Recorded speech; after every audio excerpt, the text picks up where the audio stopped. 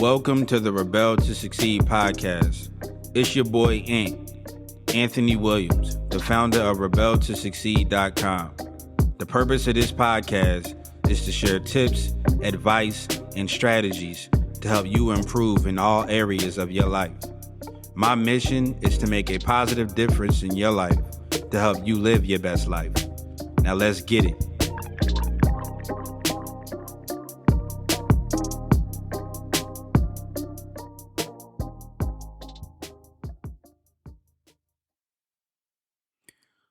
What up, Rebels? It's your boy, Ant from Rebel to Succeed, coming at you with another podcast episode.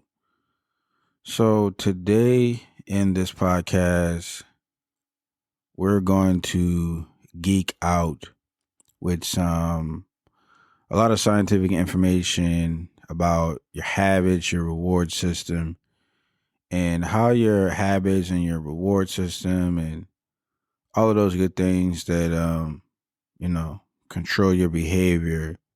We're going to geek out how that stuff works and how you can change it. So I want to share this talk by Judson Brewer.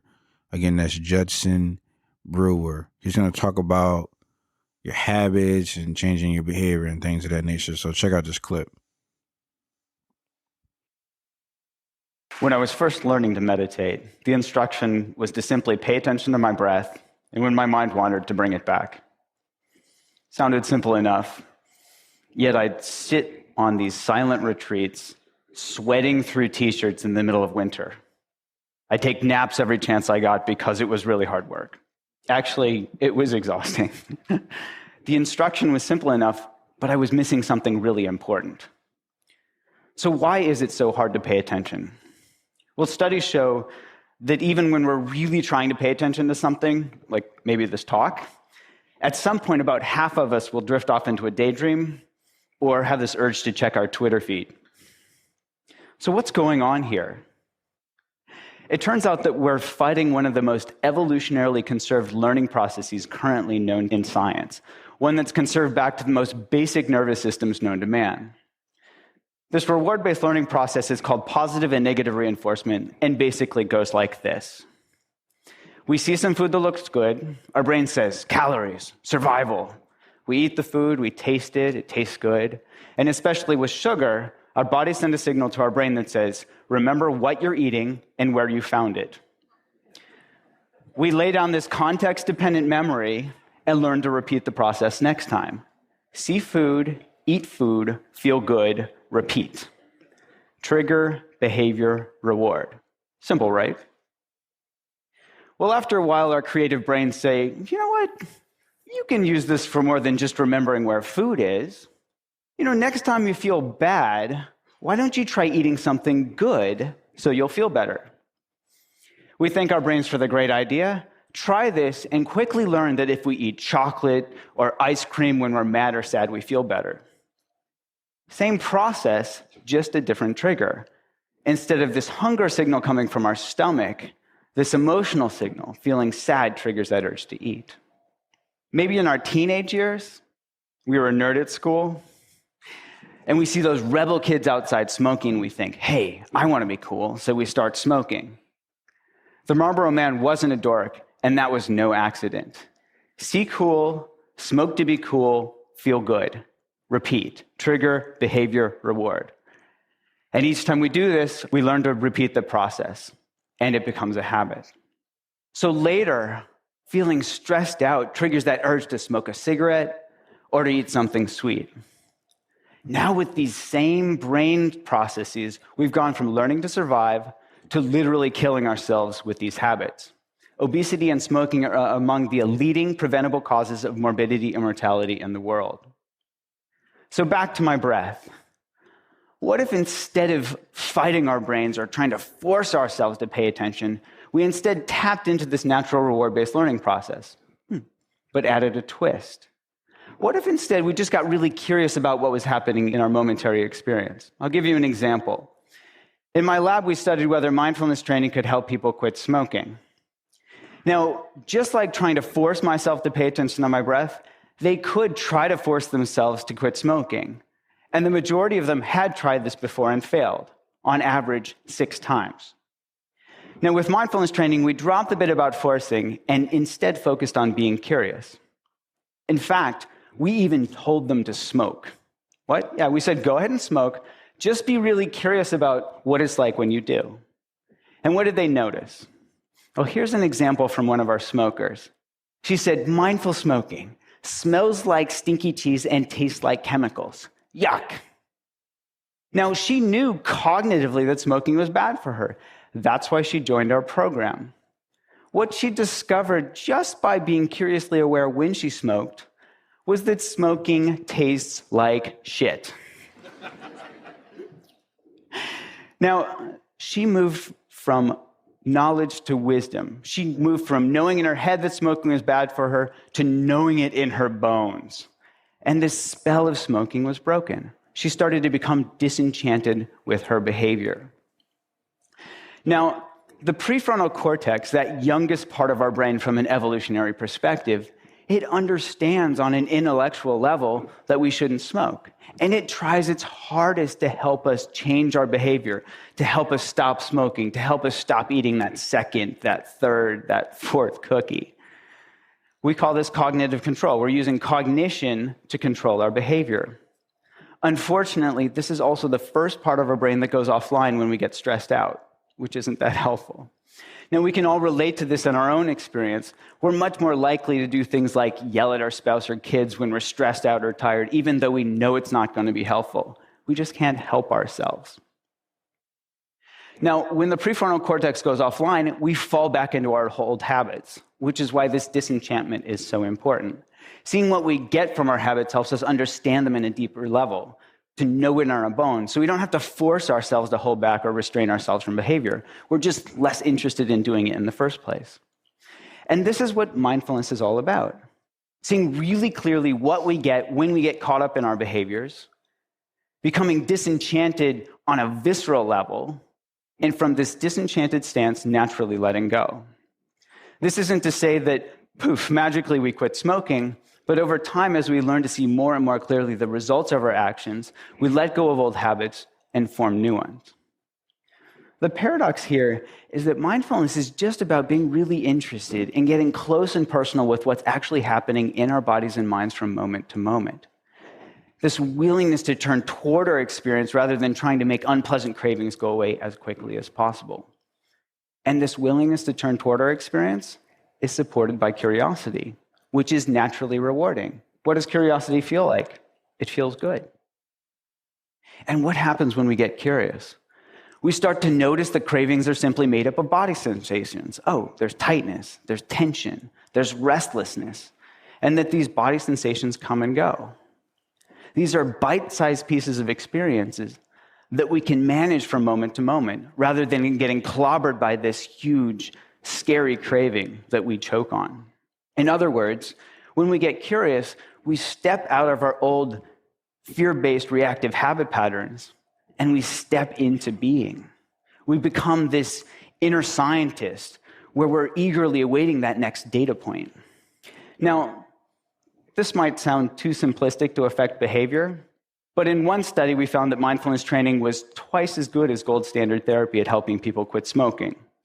So it actually works. And when we studied the brains of experienced meditators, we found that parts of a neural network of self-referential processing called the default mode network were at play. Now, one current hypothesis is that a region of this network called the posterior cingulate cortex is activated not necessarily by craving itself, but when we get caught up in it, when we get sucked in and it takes us for a ride. In contrast, when we let go, step out of the process just by being curiously aware of what's happening, this same brain region quiets down. Now we're testing app and online-based mindfulness training programs that target these core mechanisms. And ironically, use the same technology that's driving us to distraction to help us step out of our unhealthy habit patterns of smoking, of stress eating, and other addictive behaviors.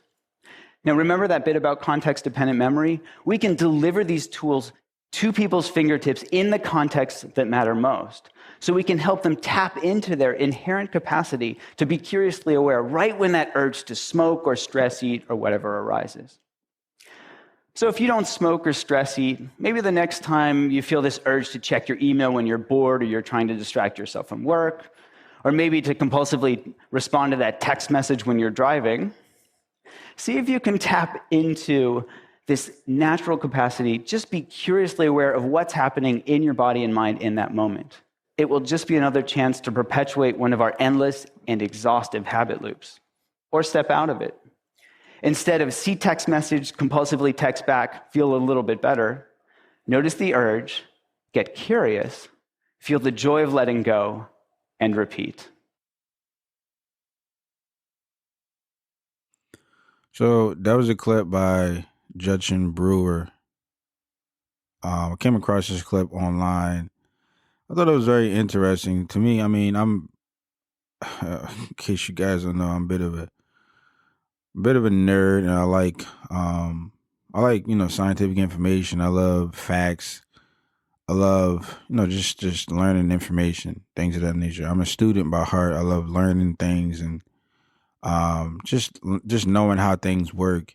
And me personally, I always knew how. I found out a while ago how what controls our behaviors, and it's all controlled by our habits. When you can change your habits, you change your behavior. And I learned that a while ago. I encourage you guys to go read this book by, I believe his name is James Clear. It's called Atomic Habits. He talks about just the power of habits and how habits can change your life. But in this clip, um, Judson Brewer, he goes deep into like the scientific things of how habits are formed and how it can affect your behavior. So hopefully you guys really took notice with this clip that I shared on how you can change your life by changing your habits, because your habits they form like the behavior that you do, that you act out, that you perform. So um and it's like a quick hack on how you can change your life and just change your reality. If you look at the world's most successful people, they all have very successful habits, and it's no like puzzle of why they are very successful, because um, their habits are they're very congruent with their behavior, and their behavior is very congruent with their results. So hopefully you guys found value in this. Me personally, I love information like this. I kind of knew like, what drives people's behaviors, but I like the way he broke it down in his clip, and just basically, gave you some game on how you can change your habits to help change your behavior for the better. So hopefully you guys found value in this clip. Hopefully you guys geeked out with me. But I love information like this. Hopefully you found value. If so, I invite you guys to leave a review and let me know what you guys thought about this clip. I really encourage you guys to check your habits. If you want to change your life for the better, go and check your habits. Figure out the habits that you need to adapt in your life to be able to create the reality that you want to see for you and yourself and your family. If you want to be rich, then you're gonna have to start practicing some rich habits. If you want to be, smart or what have it, you're gonna have to start practicing some very smart habits. If you want to be fit, you're gonna have to practice fit habits. If you want to be a great cook, you're gonna have to practice, you're gonna have to practice cook habits. You know what I mean? Cooking habits. A lot of great cooking habits. I mean, it's all your habits have to be congruent with the lifestyle that you want to see for yourself. So, hopefully, you guys can just learn from this clip and incorporate it into your life. But again, hopefully, you found value in this clip. If so, I invite you guys to leave a review. Let me know let me know what you guys thought about this clip. Um, And yeah, go to the website, rebeltosucceed.com. Check out all of the other content that I have there for you guys. Check out the blog post. Go check out my book. And last but not least, be a rebel. Reach everybody by exercising love. Show somebody some love today. Go out and be a positive force in somebody's life today in some way, shape, or form. And yeah, it's your boy Ian from Rebel to Succeed. And I'll catch you guys in the next episode.